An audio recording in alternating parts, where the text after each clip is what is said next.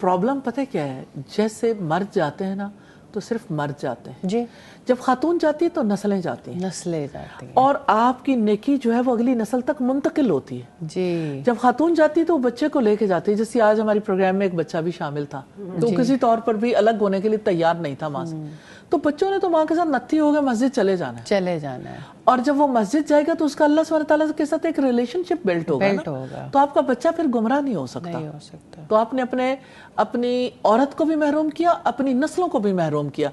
आप देखिए लिबर्टी में मिनी मार्केट के साथ की मस्जिद है, आप सुबह की नमाज में देखें सिवाय गार्ड्स के कोई नहीं होता, माजरत के साथ। इतनी बड़ी मस्जिद और बड़ी बड़ी मसाजिद हैं खाली पड़ी हैं।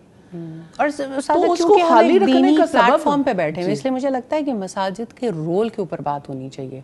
ये हमारे कम्युनिटी सेंटर्स थे, ये हमारे हब्स थे, और हम और सारी जो उसकी आराइश पे बात कर लेते हैं। जैसे पिछले दिनों एक साहब से मुलाकात हुई, तो मैं उस दिन से बहुत ज़्यादा सोचती हूँ कि सब ये समझते हैं कि जो ताजिर बरादरी है, जो ताजिर हजरात है, उनका काम ये है कि बड़ी बड़ी मसाजिद बना के दे देना, उनकी तज़ीन के लिए काम कर लेना, उसको खूबसूरत कर देना। और वो एक साहब के अल्फाज आपको भी याद हैं, उन्होंने कहा कि हमें ऐसा लगता है कि दीनदार तबका हमें कहता है कि ये हमने आपको जन्नत का टिकट काट के दे दिया है, बस आप जाएं, आप सोसाइटी में जो मर्जी करें, ये काम हमें करने दें। जब हमने ये काम अपने ज़िम्मे लिया तो हमने कितना रोल प्ले किया कि हमने उस कम्युनिटी हब सेंटर को, जहाँ से पूरी कम्युनिटी के दुख सुख शेयर होने थे, जहाँ से पर्सनालिटीज़ ग्रूम होनी थी, डेवलप होनी थी, उसके ऊपर हम बात ही नहीं कर रहे हैं।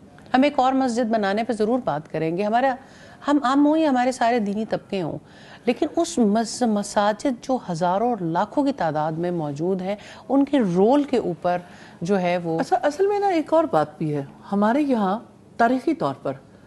अगर हम रसूलुल्लाह के हक़ में देखें, बाद के अदवार में देखें, मस्जिद और मकतब एक जगह था। जी, ये बहुत आपने अब जब मस्जिद को मकतब यानी आपकी दरसगाह तालीमगाह से अलग कर दिया गया, तो जाहिर है कि इल्म और इबादत का ताल्लुक काट दिया ना।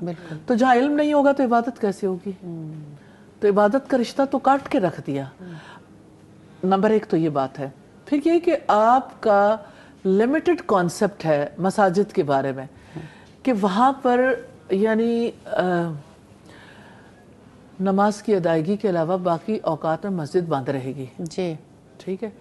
अब आप ये देखिए कि किसी ने हमसे कहा कि एक कोई ऑफिसेज हैं यहाँ पे लाहौर में, आपको पता है काफ़ी सारे दफ्तर खान और इस तरह से बहुत सारे ऑफिसेज हैं, और एक एक कंपनी के भी ऑफिस में काफ़ी बड़ी तादाद होती है।